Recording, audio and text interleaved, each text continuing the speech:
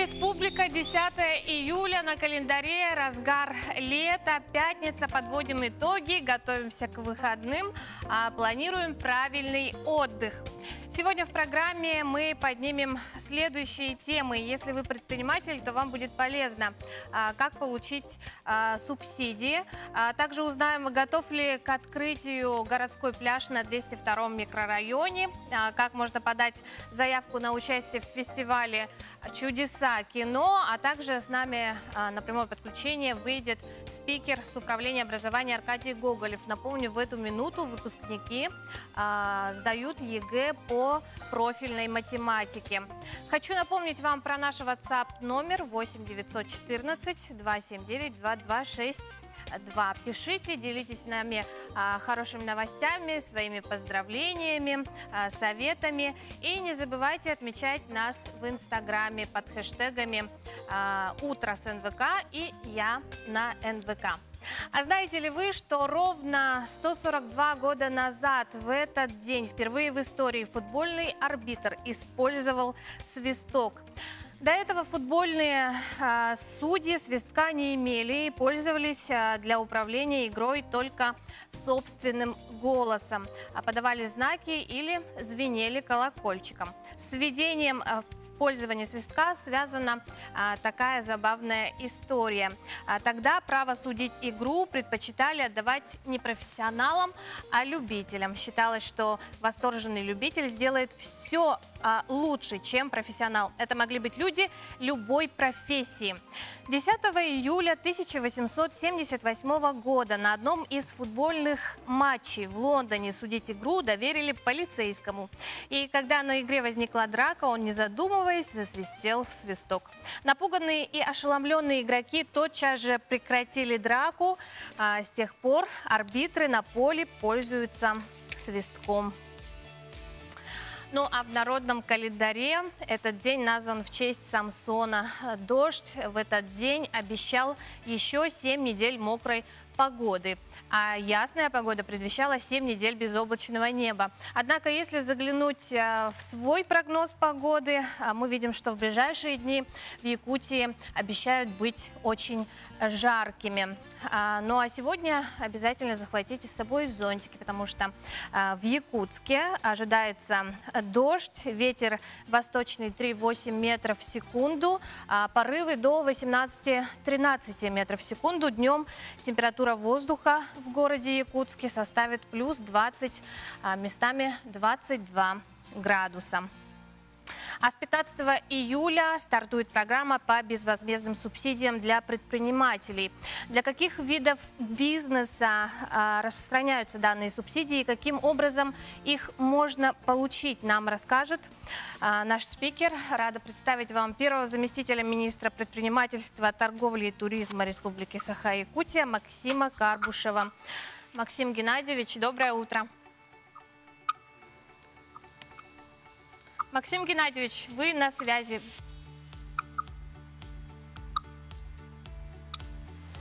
Максим Геннадьевич. Максим Геннадьевич, доброе утро. Вы нас слышите? Доброе утро. Доброе утро. Да, расскажите, на кого распространяются субсидии, на какие виды бизнеса, да? Ну, действительно, вот буквально на днях начинается выплата новых субсидий. Это субсидии для субъектов малого и среднего предпринимательства, коммерческих организаций. Они должны тратиться на дезинфекционные и профилактические мероприятия.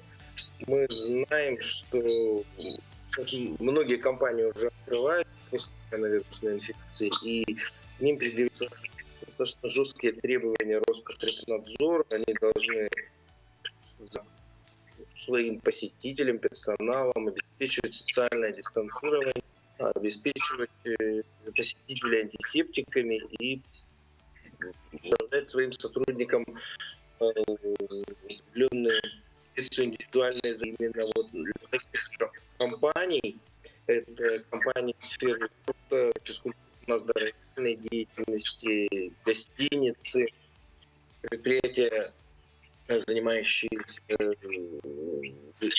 оказанием бытовых услуг, образовательные, а также детские сады, которые, к примеру, уже работают. Этим предприятиям субсидия полагается. Ага. Как определяется размер субсидий? В каком размере? Значит, субсидия выплачивается в фиксированном виде 1000 рублей на компанию, а также 6500 рублей на каждого сотрудника. Если индивидуальный предприниматель не имеет сотрудников, то выплачивается просто 15 тысяч рублей. При этом количество штатов определяется на основании данных Пенсионного фонда Российской Федерации. А где и как можно получить, какие условия и какие сроки? Значит, субсидия, выплата предпринимателям у нас осуществляется единым оператором Федеральной налоговой службы. Это уже традиционный оператор, который осуществляет выплаты. Предпринимателю достаточно обратиться в налоговый орган в место своего нахождения по почте, либо традиционно подать заявку через личный кабинет налогоплательщика. Прием заявлений у нас осуществляется с 15 июля по 5 включительно. И само заявление достаточно элементарно. Счет, на который должны быть средства, и все. Ага, в какие сроки вы сказали, да? С 15 июля? С 15 июля по 15 августа включительно. Субсидию можно получить только разово, да? Да, это единоразовая субсидия. Максим Геннадьевич, а примерно какое количество получателей данной поддержки насчитывается в нашей республике? Примерное число. Достаточно большое количество. Большое число. Где можно ознакомиться подробнее с информацией? Вся информация о мерах государственной поддержки субъектов малого и среднего предпринимательства у нас в республике размещена на портале малого бизнеса portal.14.ru. Также для всех предпринимателей у нас работающая линия 8 800 100 58 80. По данной субсидии можно уточниться на горячей линии налоговой службы. Максим Геннадьевич, спасибо вам за наш разговор. Удачного дня, плодотворной работы. Ну а я хочу напомнить, что предприниматели могут заполнить заявление включительно с 15 июля по 15 августа. С нами на прямой связи был первый заместитель министра предпринимательства, торговли и туризма Республики Саха-Якутия Максим Карбушев. Несмотря на то, что официально открытия пляжного сезона еще не было, якутяне этим летом активно заполонили водоемы. Благо уже завтра в Якутии откроется уже несколько набережных, в числе которых и наш городской пляж. Городской пляж считается излюбленным местом горожан. В эти дни завершается подготовка к его официальному открытию, которое состоится уже завтра. Но в связи с сложившейся ситуацией, по словам владельцев пляжа, праздничного открытия не будет. В настоящее время окончательно согласованы все условия открытия городского пляжа. Эксперты регионального управления Роспотребнадзора по итогам проверок нарушений санитарных норм не выявили. Управлением Роспотребнадзора по Республике Саха-Якутия ежегодно проводится лабораторный мониторинг качества воды и почвы в водоемах столицы республики. На территории города Якутска установленным местом купания населения является городской пляж в 202 микрорайоне. В летний сезон 2020 года данный пляж эксплуатируется МУП «Городские бани». По результатам лабораторного мониторинга качество воды и песка на территории пляжа 202 микрорайоне соответствует гигиеническим требованиям. На сегодняшний день санитарно-эпидемиологическое заключение о соответствии выдано. В этом году пляж обслуживает муниципальное предприятие «Городские бани». С середины июня на набережной проводится ремонт тротуарной плитки. На днях завершилась санитарная очистка. С территории пляжа вывезен весь мусор и установлены биотуалеты. Работа полностью требуемая нашими инстанциями, все полностью мы прошли. Вчера мы получили документы от Роспотребнадзора, признали годным. Все-таки дело ответственное в наше время. И вчера мы провели, опять-таки, заключение получили от службы спасения о том, что берег наш водоем пригодный для купания. Требования в связи с пандемией у нас будет предписание от Роспотребнадзора. Соответственно, мы будем работать по их требованиям. Дезинфекция воды. Мы уже несколько раз пробы сдавали, при этом мы получили положительные результаты, поэтому по части этого нету вопросов. И на сегодня мы будем дезинфекцию проводить, все-таки пандемию никто не отменял, и контактные места будем обрабатывать. Помимо этого, ежедневно на территории набережной будет дежурить круглосуточная охрана, а также ряд спасателей. Вход на городской пляж будет организован с двух сторон: с привычного нам главного входа и со стороны 203-го микрорайона. График работы пляжа с 9 утра до 21 часа ежедневно. Приглашаем, конечно, но все-таки есть просьба личная и от предприятия уважать труд людей. Все-таки мы ради вас стараемся, конечно, время короткое. Все мы ждали очень долго. Ну, надеюсь, будем наслаждаться. Ну а в свою очередь хочется напомнить, что купание в несанкционированных местах запрещается и очень опасно. Поэтому берегите себя, своих близких и свое здоровье. С учетом сложившейся ситуации с распространением коронавируса, Министерство просвещения Российской Федерации было принято решение о сдаче единых государственных экзаменов только теми, кто планирует поступать в вузы в этом году. При этом аттестаты выдадут всем ученикам без исключения. В Якутии предварительное количество участников ЕГЭ – это 5991 человек. Этим утром выпускники сдают единый государственный экзамен по профильной математике. Сегодня с нами по телефону главный специалист отдела мониторинга и качества образования Управления образования города Якутска Аркадий Гоголев. Аркадий, доброе утро. Доброе утро. Хорошо слышно? Да. Ага. Аркадий, сколько школьников в данный момент сдает экзамен, да? В каких школах Якутска? Ага. Так, всего по городу Якутску у нас работает 18 ПП, пунктов проведения экзамена. Всего по городу Якутску будут сдавать единый экзамен и сдают 1913 выпускников текущего года и 368 выпускников прошлых лет. Сегодня математику профильного уровня всего по городу Якутску будут сдавать 1138 выпускников.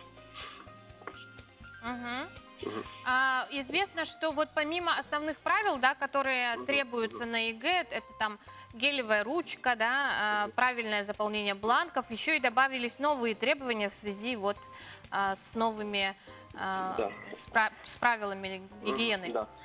Да, ну особенностью этого года у нас, да, во-первых, это в этом году сдают единый государственный экзамен только те выпускники, которые поступают в вуз, то есть дети идут уже населенные.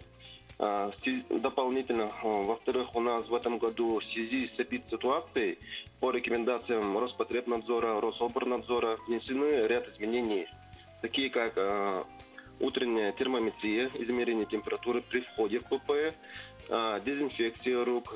Организаторам обязательно нужно быть в масках и перчатках. Участникам же обязательно нужно быть в масках при входе в ПП. При этом в аудитории участник ЕГЭ при желании может снять маску, как ему будет удобно. На всей территории пункта проведения экзамена придерживается расстояние 1,5 метра. В аудиториях участники сидят в зигзаговой рассадке при расстоянии 1,5 метра. И также перед и после экзаменов проводятся генеральные уборки. Такие вот особенности в этом году дополнительно. Аркадий, какие экзамены еще остаются впереди?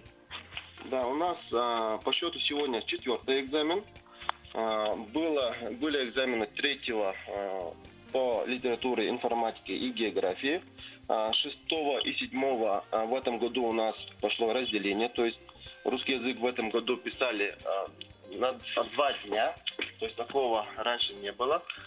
Также нас ждет следующий экзамен, это в понедельник история. 16-го будет общество, химия. 20-го начинается английский, биология, английский письменный, биология. 22-го также иностранный язык, устная часть. 23-го также иностранная устная часть. И 24-го, 25-го там идут резервные дни. Дополнительно у нас резервные дни будут в августе месяце. То есть с 3 по 8 число. То есть у нас единый государственный экзамен кампания заканчивается 8 августа. Ага. А вот с результатами как? Тоже какие-то сроки определенные? Да, с результатами выпускники могут ознакомиться на официальном сайте единого государственного экзамена. Там все есть, то есть когда будет официальная информация и так далее. Угу. Аркадий, спасибо вам огромное. Не будем вас отвлекать от работы. Напомню, спасибо вам за разговор. Напомню, главный специалист отдела мониторинга и качества образования управления образования города Якутска Аркадий Гоголев выходил с нами на связь. Работа действительно там кипит, поэтому мы не можем долго человека отвлекать. В этом году сроки для подачи заявок на 7-й республиканский фестиваль детской мультипликации «Чудеса кино» продлены до 30 сентября.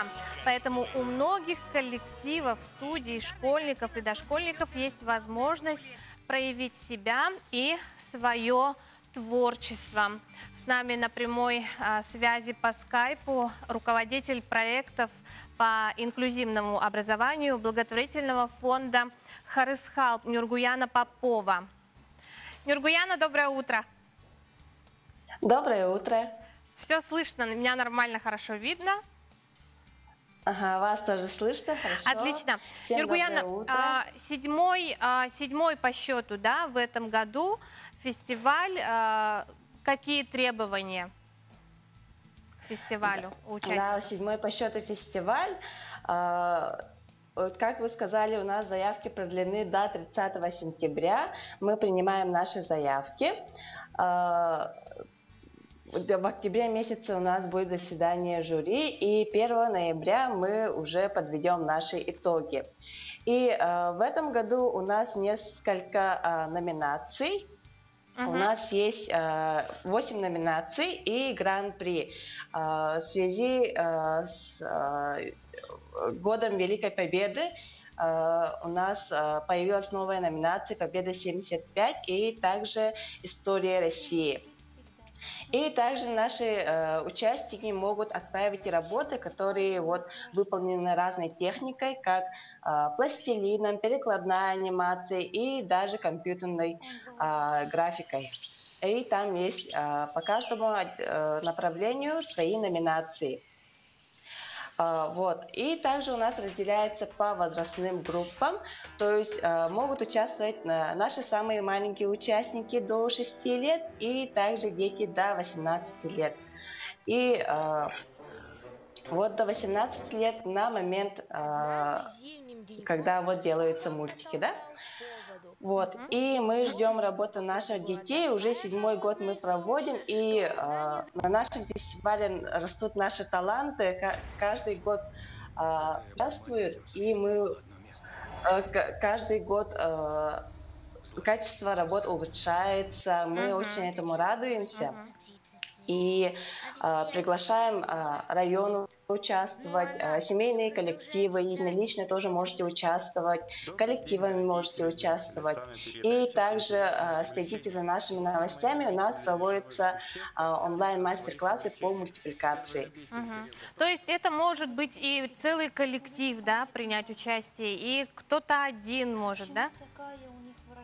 Да, кто-то один может участвовать, семьями могут участвовать, целыми классами могут участвовать. Тут никаких таких ограничений нету.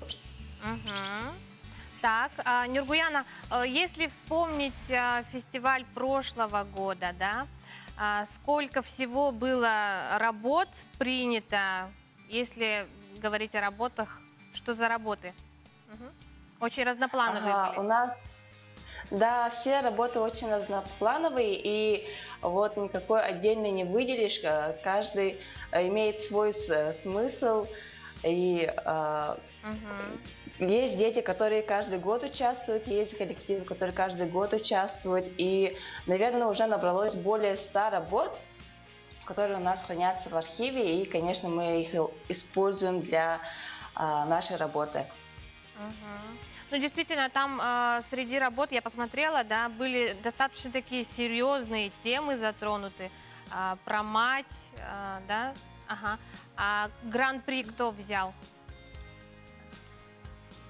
Гран-при у нас каждый год тоже очень талантливые ребята получают, и мы надеемся, что в этом году тоже гран-при получит самый тоже лучший из лучших, который вот готовился, и вот мы ждем такую работу.